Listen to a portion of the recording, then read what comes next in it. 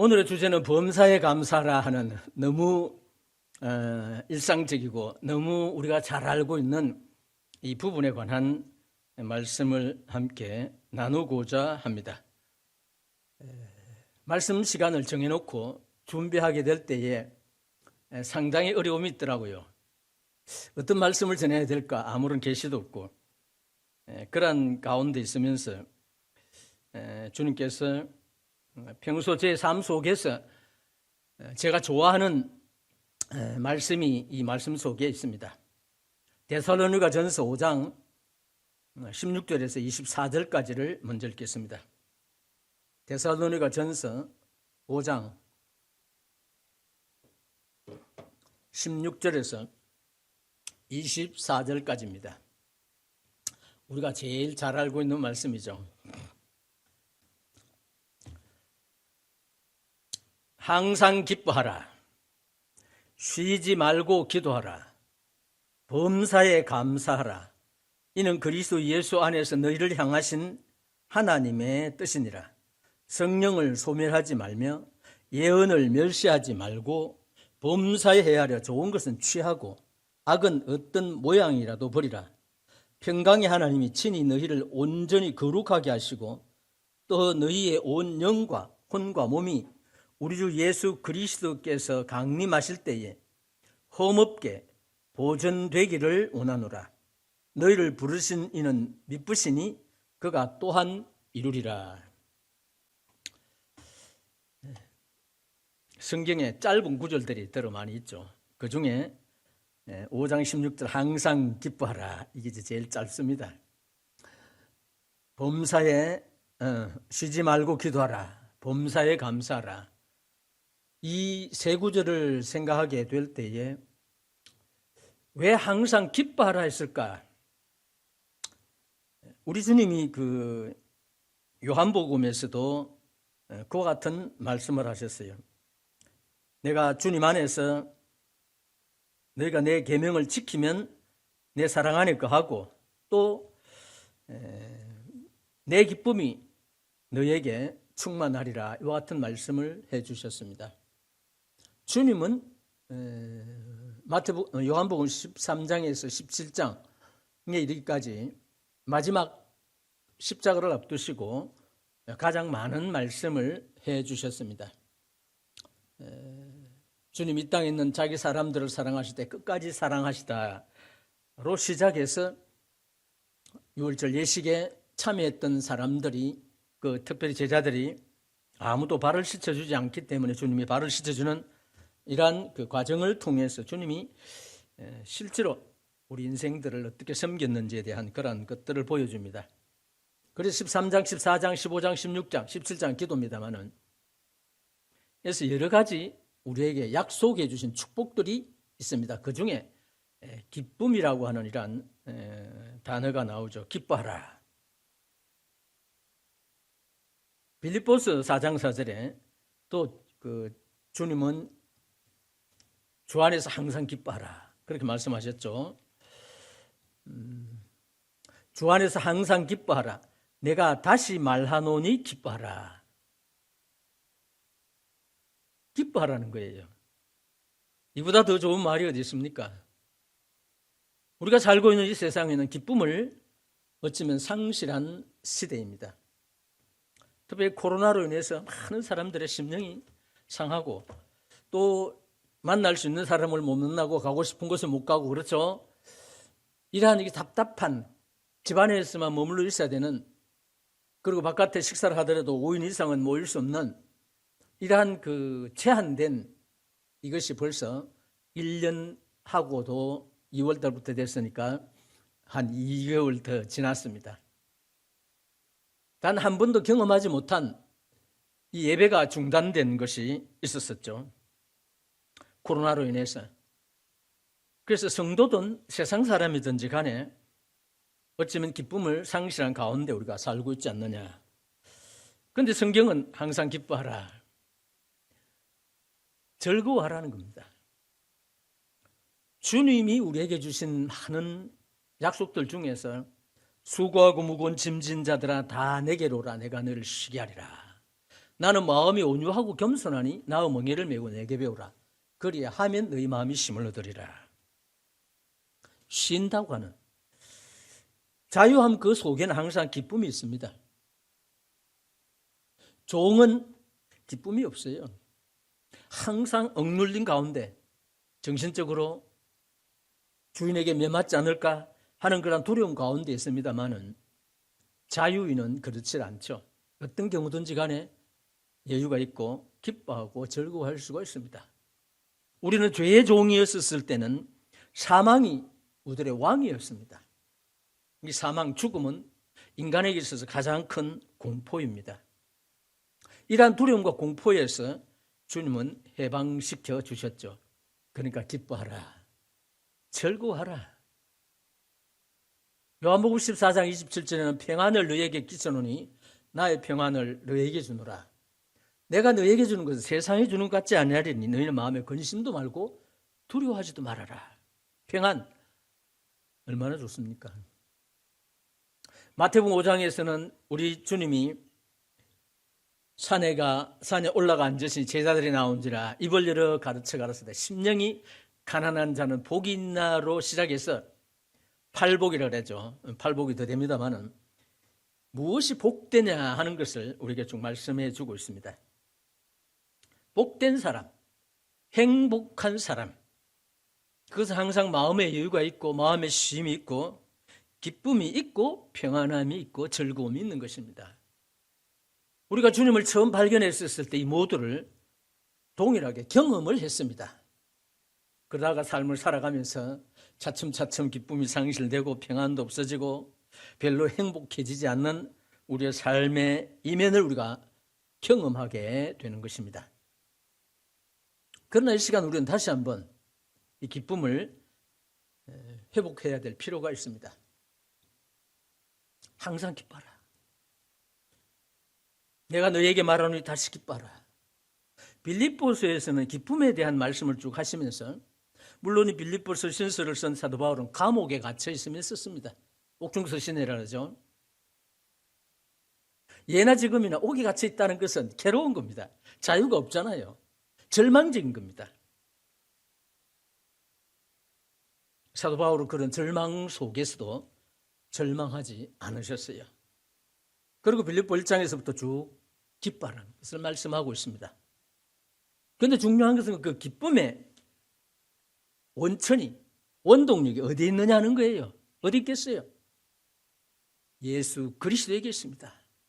우리 주님이 기쁨 그 자체라요. 우리 모두는 주님을 주인으로 모시고 있습니다. 그렇다면 우리들은 기쁨이 넘쳐나게 돼가 있어요. 마치 생수와 같이. 지금 기쁩니까? 억지로 기뻐하지 마시고 기뻐하라. 그렇죠? 항상 기뻐하라. 항상 언제든지 질병 가운데 있을 때라도 고난 가운데 있을지라도 재난 가운데 있을지라도 기뻐하라는 것입니다. 많은 임종을 지켜본 분들이 이구동성으로 하는 이야기 중에 하나가 그리스도인들이 운명하게 될 때에 다 그렇진 않지만은 상당히 높은 프로테지로 나타나는 현상은 죽음을 조용하게 그리고 차분하게 그리고 기쁨으로 받아들인다고 하는 것입니다. 제가 얼마 전에 영광에 갔었을 때에 저보다 한 살 많은 형님께서 파킨슨 병으로 상당히 이중증입니다. 고통 가운데 있어요. 움직이지도 못하시고 사역을 했었던 분입니다. 만나러 가지고 형님 빨리 가고 싶죠? 가고 싶다는 거라요. 그런데 왜 이렇게 죽는 게 힘드느냐 이라요. 이 세상에 낙은 다 끝났어요. 걸어 다니지도 못합니다. 정상적인 이 의식이 없습니다. 이분에게 있어서 가장 바라는 소망은 빨리 주님이 나를 데려갔으면 좋겠다는 거예요.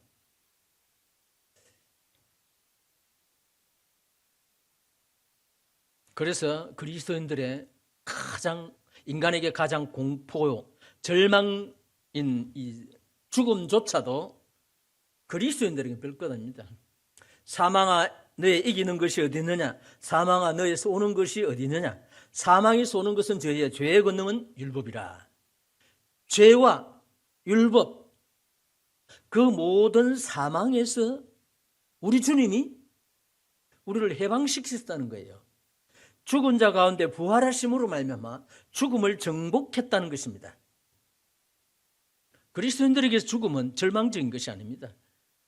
그것은 하늘나라로 가는 하나의 과정에 지나지 않아요. 얼마나 좋은 거예요. 이것이 바로 그리스도인들이 가지고 있는 특권입니다. 그러니까 기뻐할 수밖에 없잖아요. 이 기쁨은 모든 우리들의 마음 속에 있는, 아니 우리의 삶을 통해서 닥쳐오는 모든 스트레스도 해소할 수가 있는 것입니다. 기쁨을 바탕으로 두고 항상 기뻐하고 쉬지 말고 기도하게 될 때에 빌립보 4장 6절과 7절을 제가 항상 좋아합니다. 좋아하는 말씀이 있어요. 6절에 아무것도 염려하지 말고 다만 모든 일에 기도와 간구로 너희 구할 것을 감사함으로 하나님께 아뢰라.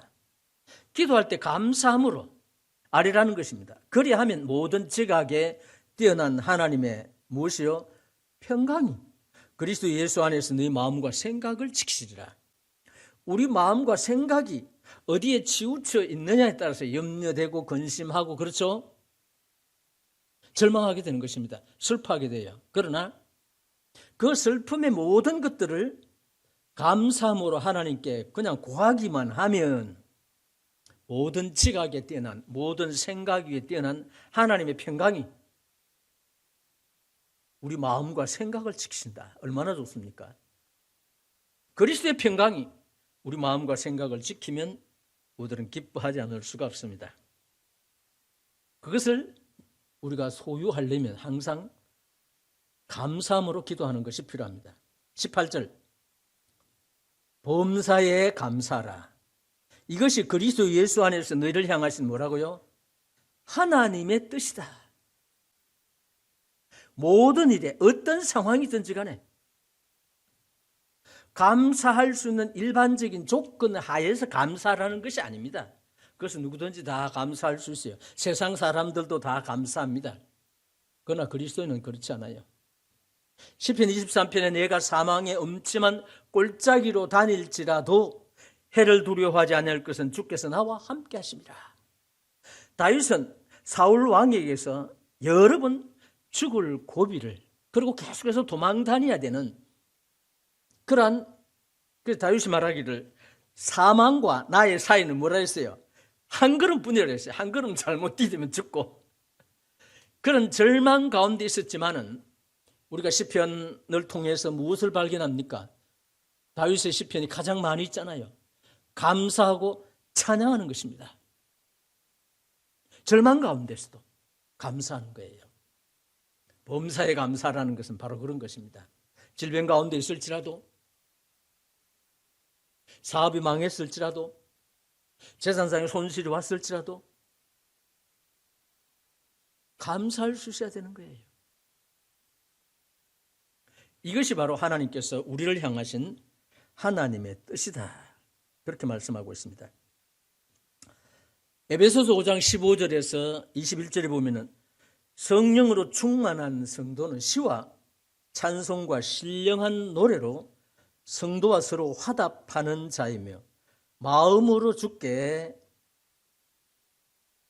노래하고 찬송하며 범사에 우리 주 예수 그리스도의 이름으로 항상 아버지 하나님께 감사하는 자다.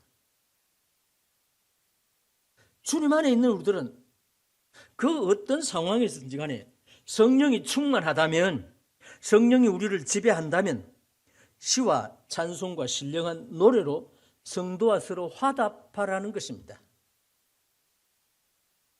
제가 알고 있는 어떤 교회는, 우리 교회는 아닙니다만, 그들이 모여서 서로 예배를 드릴 때 그들이 깨닫는 말씀을 서로 나눈답니다. 그래서 그들은 표현으로 말씀을 먹는다는 표현도 씁니다만, 그래 한 사람이 참 이렇게 하나님 우리에게 주셨습니다. 정말 감사합니다. 그러면 또 이어서 다른 분이 또 다른 자기가 깨달은 말씀을 함께 나누면서 감사하며 찬양하며 하나님의 말씀이 우리로 이러한 위로가 되었습니다. 서로 화답한다는 것입니다. 우리는 과연 요즘 성도를 만났을 때 시와 찬미와 신령한 노래로 화답합니까? 우리 대화의 내용이 뭐예요? 불행하게도 불평, 불만, 그렇죠? 판단, 원망, 비판, 송사 이런 것들이 우리 입에서 자연스럽게 흘러나오지는 않았는지 우리가 이 하나님 말씀을 통해서 반성해 볼 필요가 있습니다. 골로새서 3장을 보시겠습니다.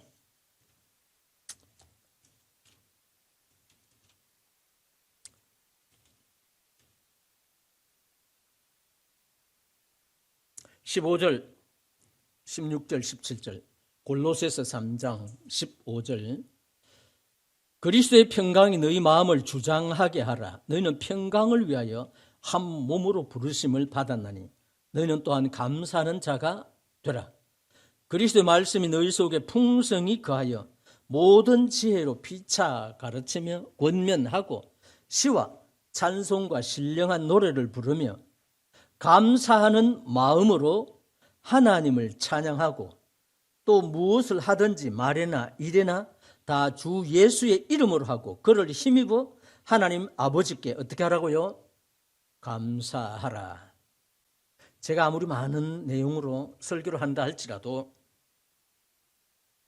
데살로니가서 5장 16절에서 24절까지 에베소서 5장 15절에서 21절까지 방금 읽었던 골로새서 3장 15절에서 17절까지 이 내용에 우리가 범사에 감사라고 하는 내용이 함축되어 있습니다. 이건 대단히 중요합니다. 그리스도의 평강이 너희 마음을 주장하게 하라. 평강이 우리 마음을 주장하게 하라, 다스리게 하라, 지배하게 하라는 것이죠. 그러면 우리는 평강이 있겠어요, 없겠어요? 평강이 있는 거예요. 마음에 평강이 있으면 기쁨이 있겠어요, 없겠어요? 기뻐할 수밖에 없잖아요. 즐거워할 수밖에 없잖아요. 저는 물론 하나님의 말씀 다 좋아해야 됩니다만은 저는 평강이라든지 기쁨이라든지 평안이라든지 쉼이라든지 자유라든지 이런 말씀을 대단히 좋아합니다. 믿음은 부정적인 것이 아니고 긍정적인 것입니다. 믿음은 절망적인 것이 아니고 낙천적인 것입니다. 우리는 믿음을 가지고 있으면서 낙천적이지 못합니다. 우리는 믿음이 있노라 하면서도 긍정적이지 못합니다. 그렇죠? 그러니까 우리에게 있는 이 기쁨, 우리에게 있는 평강, 우리에게 있는 진정한 행복은 소유하고 있음에도 불구하고 그것을 누리지 못하고 있습니다. 누가복음 15장에 보면은 탕자의 비유가 나옵니다. 많은 경우에 탕자에게 초점을 맞춥니다만 복음을 전하는 분들이 그것도 맞아요. 그런데 큰아들이 문제가 있습니다.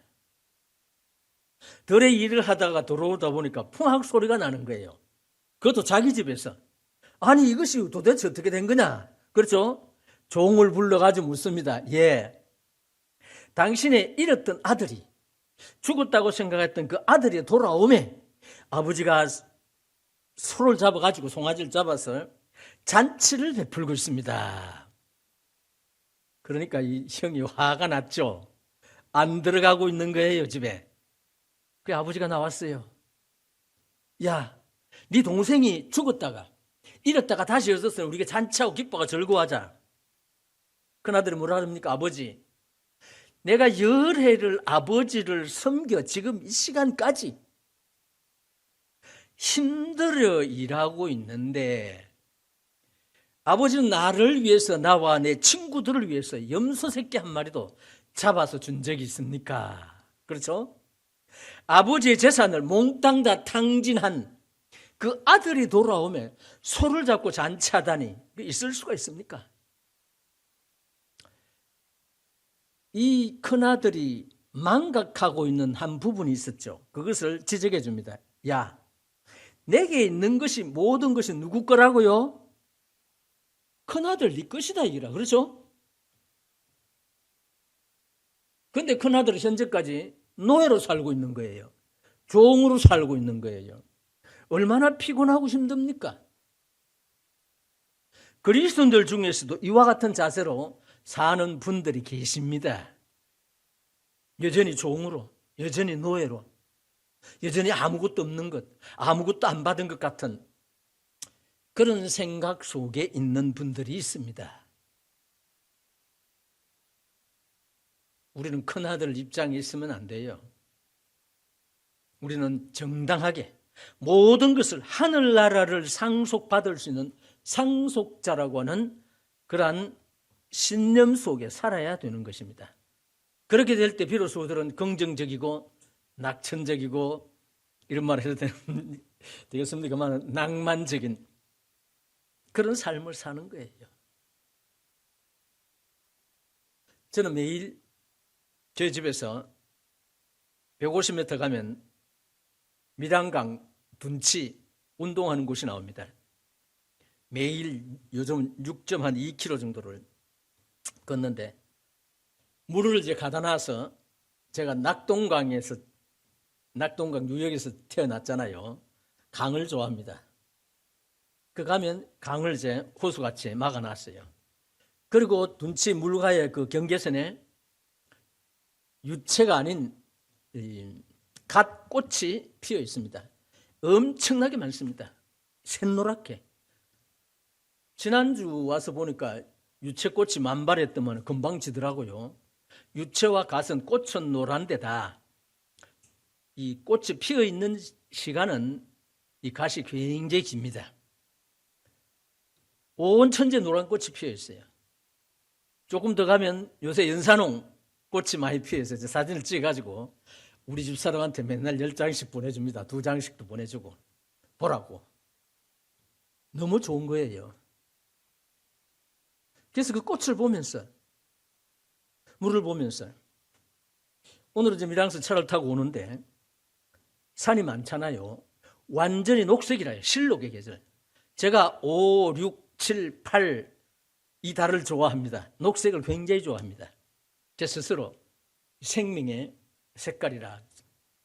오늘 유심히 다시 보면서 정말 생명의 색깔이다. 얼마나 좋아요. 단색으로 있는 것이 아니고 나무마다 특색을 가지고 있어요.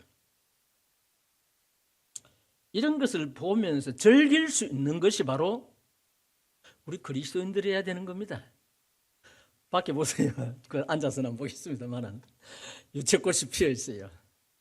얼마 전에는 벚꽃이 피어가지고 마치 이 예배당이 벚꽃 위에 붕 떠가 있는 것 같은, 지금은 이제 또 녹색으로 갈아입었습니다만 어떤 환경에 어떤 상황에 처하든지 간에 우리는 얼마든지 즐거워할 수 있고 기뻐할 수가 있고 감사할 수가 있습니다. 시편 136편은 1절에서 26절까지 여호와께 감사하라. 그는 선하심의 인자시다. 그래서 이스라엘 백성들로 하여금 역사를 쭉 열거하면서 감사하라, 감사하라, 감사하라, 감사하라. 그 인자심이 영원합니다. 시편의 대다수가 찬양하고 감사하는 것입니다. 오늘은 시편 책이 왜 그렇게 두텁겠어요?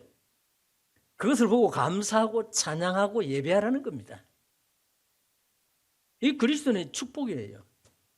우리 박조하나님은 예배 드릴 때마다 가끔 제 시편을 많이 인용을 하십니다. 아주 대단히 좋은 거예요. 감사할 수 있는 거예요. 찬양할 수 있는 거예요.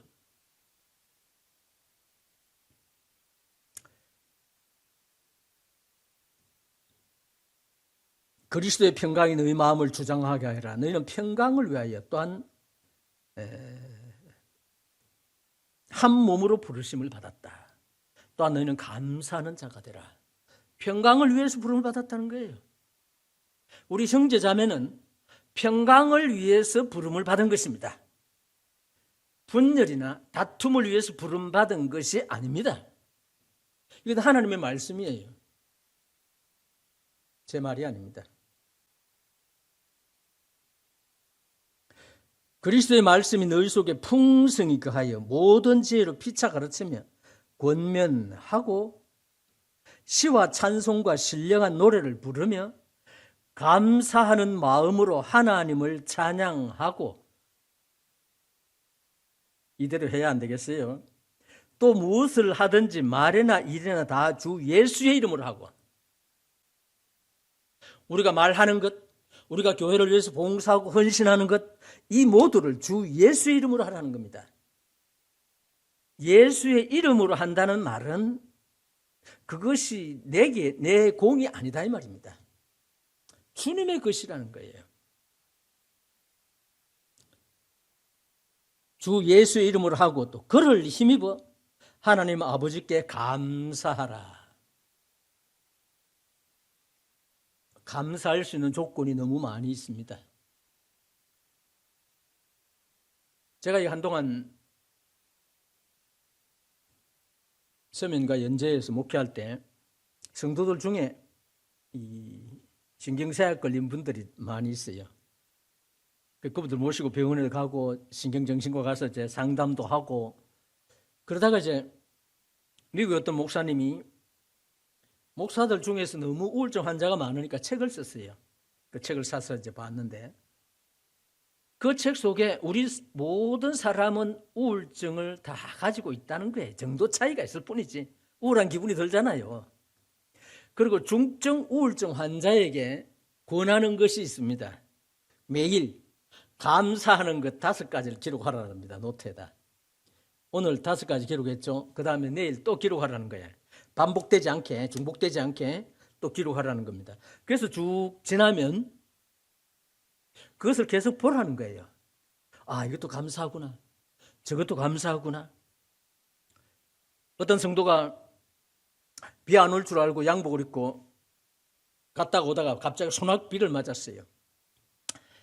그러니까 집에 와가지고 홈빡 젖어가지고 자기 부인한테 하나님 감사하다는 거예요. 아니, 당신이 그 소낙비 맞아가지고 다 젖었는데 뭐 이렇게 감사하느냐. 하나님께서 내 코를 구멍을 위로 뚫지 않아서 감사하다는 거예요. 콧구멍이 위로 있으면 어떡할 거냐 이기라. 비가 어떻게 하겠어요? 다 들어가는 거예요. 하나의 예입니다만은 우리는 감사할 수 있는 조건이 우리의 신체상으로도 그렇고 우리의 가정적으로도 그렇고 사회적으로도 그렇고, 그렇죠? 감사할 수 있는 것이 너무 많아요. 저는 많이는 안 가봤지만 중국, 일본, 미국을 방문한 적이 있습니다. 쭉 보면서 그래도 어떤 노래에다가 대한민국이 좋은 거예요. 저는 이 자동차로 안 가본 곳이 없습니다. 이 대한민국에. 제주도, 추자도, 또 섬이라는 섬, 거의 큰 섬은 다 다녔죠. 제가 진도에 또 3년 살았으니까. 그리고 강원도, 이쪽 경기도, 통일 전망대 다 가봤어요. 판문점. 쭉 다녀보면서 금수강산, 비단 금자, 수 놓을 숫자, 비단 위에 수를 놓은 강과 산이다. 그렇게 표현했어요. 지금 다녀보면, 또 가을에 다녀보면 실제로 그 실감 납니다. 야, 이 금수강산이다. 그리고 우리나라 치안이 세계에서 1, 2위 갑니다. 그렇죠? 밤에 다닌다고 해서 두려워합니까? 아니라요. 치안이 그만큼 세계적으로 잘 돼가 있어요. 우리 이거 인정해야 됩니다. 인정합니까? 치안이 잘 돼가 있어요. 밤에 여자들이 큰 길에 다닌다고 해서 물론 혹 피해를 당하는 경우가 있지만 그거는 5천만 중에 불과, 그렇죠? 프로테지가 적어요. 이런 것도 감사할 수 있는 거예요. 코로나가 2번 연재교회 엄습을 했습니다만은 한 주는 156명 참석했었을 때 확진자가 생겼죠. 그런데 우리 모두가 검사했어요.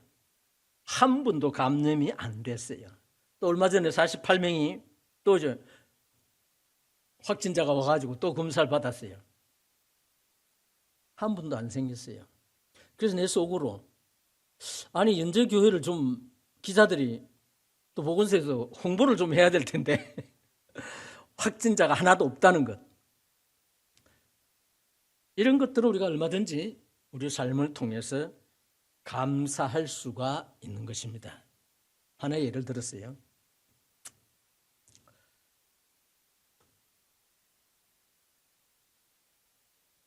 실제로 감사는 어디서부터 나오냐면 긍정적인 것에서, 불평과 불만이 없는 것에서부터 시작이 되는 것입니다.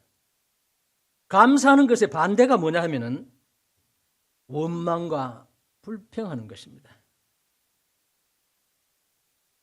이스라엘 백성들이 광야 40년 생활을 고린도전서 10장 1절에서 13절까지 쭉 설명을 하고 있으면서 그 중에 원망하다가 멸망하는 자에게 멸망하였느니라.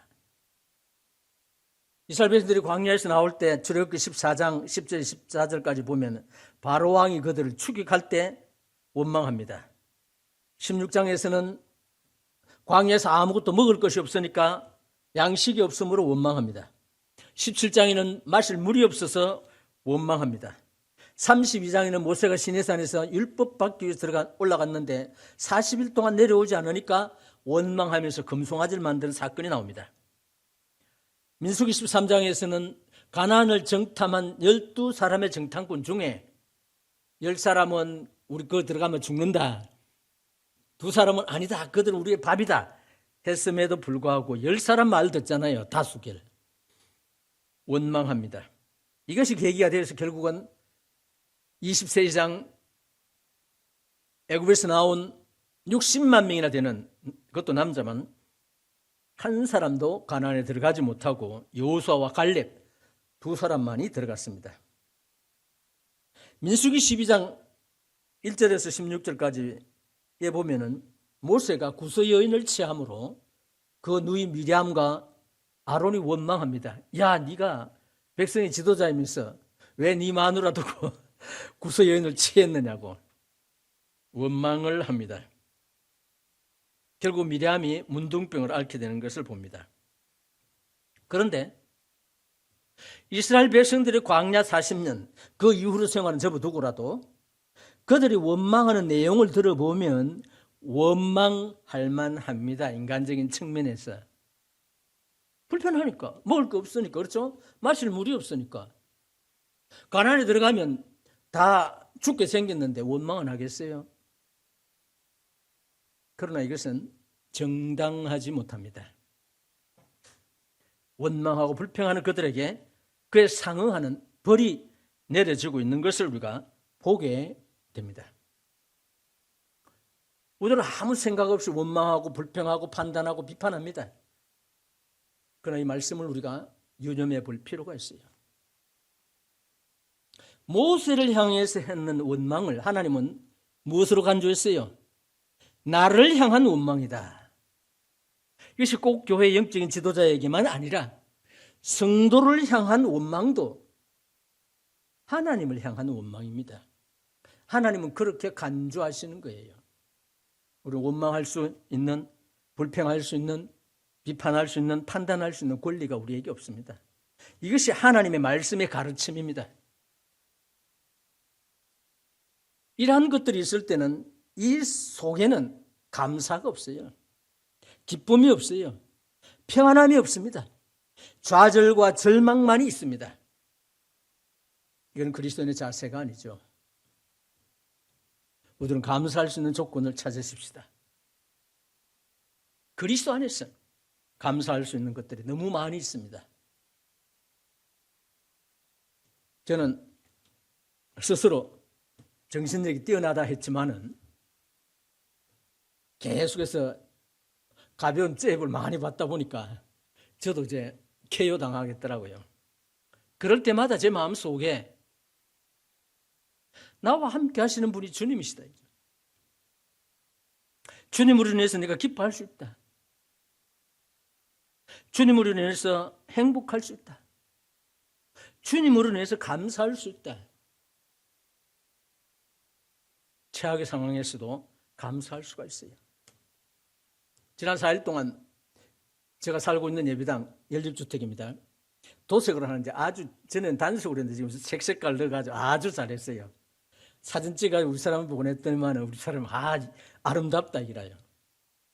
이것을 했던 그 반장이 이제는 집값은 많이 올라가겠죠. 1년 전에 제가 살 때 8,400 줬는데 5층에는 7천만 원이 나왔어요. 올라가는 거 고사고 네 그랬어요. 그래서 금만 좋다고 소까지 좋습니까? 그런데도 보니까 기분이 좋더라고요. 아, 내가 좋은 집에 좋은 아파트에 살고 있구나. 모두 얼마든지 감사할 수 있는 조건이 있습니다. 기도하시겠습니다. 하나님 아버지, 항상 기뻐하라, 쉬지 말고 기도하라, 범사에 감사하라. 이는 그리스도 예수 안에서 너를 향하신 하나님의 뜻이라고 하는 것을 기억하게 될 때에 우리가 감사하지 않는다면 하나님의 뜻을 거스르는 것입니다. 감사하지 않는다면 우리의 마음속에는 그 반대로 불평과 불만과 원망밖에 나올 수 없습니다. 이것은 결국은 우리 마음에 있는 평안을 상실하게 만드는 것입니다. 우리 스스로가 우리에게 있는 이러한 기쁨과 평안과 행복을 상실하지 않게 되기를 바랍니다.